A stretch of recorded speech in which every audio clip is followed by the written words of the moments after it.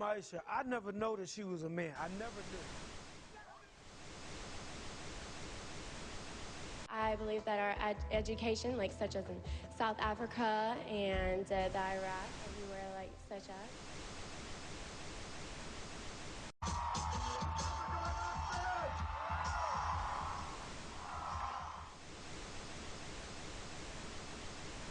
Platform 8 for the 2228 Southern service to Eastbourne via Lewis. Please join front 2. One option, placing a tracking microchip under a service member's skin. Former Special Operations Officer. And if you hear the shouting, it's a group of demonstrators who've come. 9/11 was an inside job.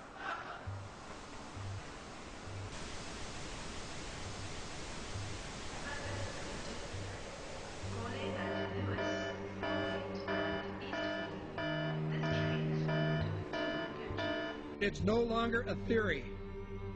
What I'm about to say is fact. The secret organizations of the world power elite are no longer secret. They have planned and are now leading us into a one-world communist government. Well, there have been extraordinary scenes in Berlin tonight as thousands of people gathered to hear Barack Obama deliver key foreign policy speech on his current European tour.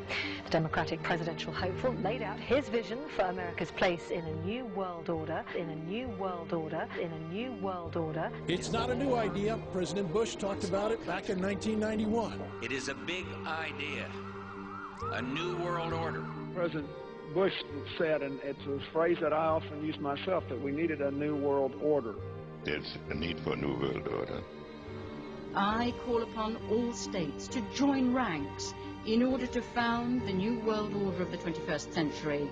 We have before us the opportunity to forge for ourselves and for future generations a new world order.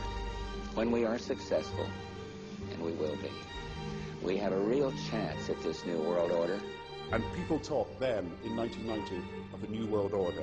And the question for us is how we meet and master all these challenges to ensure that Britain enhances its competitiveness in the process and realizes what I believe is our destiny of success in this new world order. So, in conclusion, ladies and gentlemen, a new world is emerging. It is a new world order with significantly different and radically new challenges for the future. And people better understand that they mean exactly what they're saying. It's a new world order they're trying to create, and they're trying to do so not only without approval or consent of the governed in this country, but despite the popular will. This is a straightforward assault by the elitists in this country.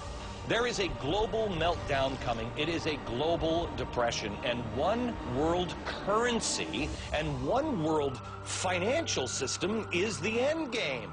China said last week they want one global currency. France said yesterday or the day before that they want one world order, a new world order, at the end of this event. Gordon Brown will today call on fellow world leaders to seize the opportunity created by the worldwide economic crisis to create a truly global society. The Prime Minister will use a high-profile speech in the City of London to say that Britain, the US and Europe should join together to create a new, stronger and more just world order. This engineered collapse is there as a massive problem through which you offer the solution, and the solutions are the infrastructure we've been predicting all this time, including the World Central Bank.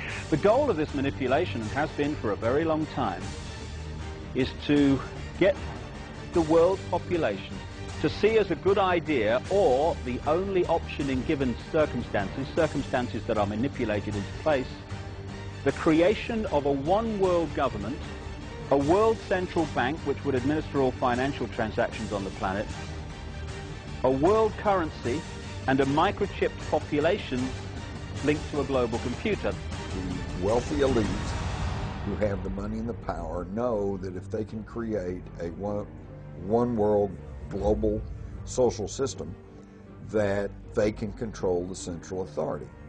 In other words, world control, world domination, one of the oldest desires in the history of the world. There's a very, very clear-cut and easily identifiable system in place that puts all of these elements from media control to government control to energy control together into one apparatus working together effectively towards its final goal, which is, global control. Because of the compartmentalized pyramids that they've constructed within all these institutions of government and finance and corporations, the vast majority of people who are daily making contributions to push the world in this towards this Orwellian global state have no idea that they're doing that, because they don't know how their contributions fit in with everyone else's. Only the few at the top do. Most people don't have a clue that unelected private bankers actually control the governments of the world. There is this cozy little myth that is perpetuated between politicians and the media. The media report the world as if presidents and prime ministers are the final arbiters and decision makers in the world, which means that the people above the level of presidents and prime ministers that really make the decisions, they're never looked at or exposed by the mainstream media because they're not accepted to exist. The central bankers of the world are working together to create a one-world government. A global police state as sinister as anything George Orwell ever wrote about, where every person on the planet Earth will have an RFID chip implanted.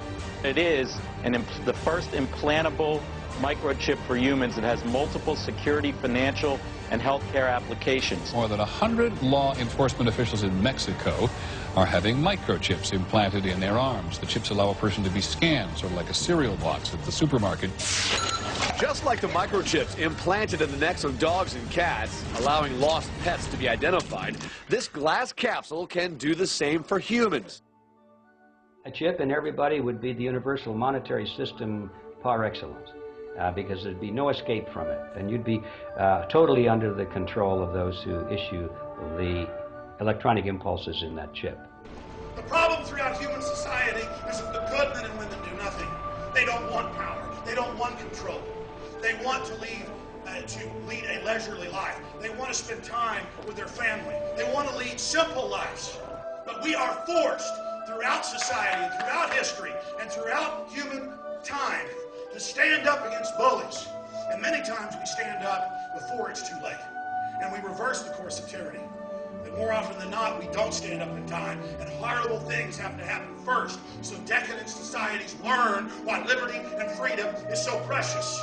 If you think you don't like the situation now, then think what you're going to face a little way down the road, and more than anything, think of what your children are going to have to face. Because you think we live in a controlled society now, this is nothing compared with what they are going to have to live in.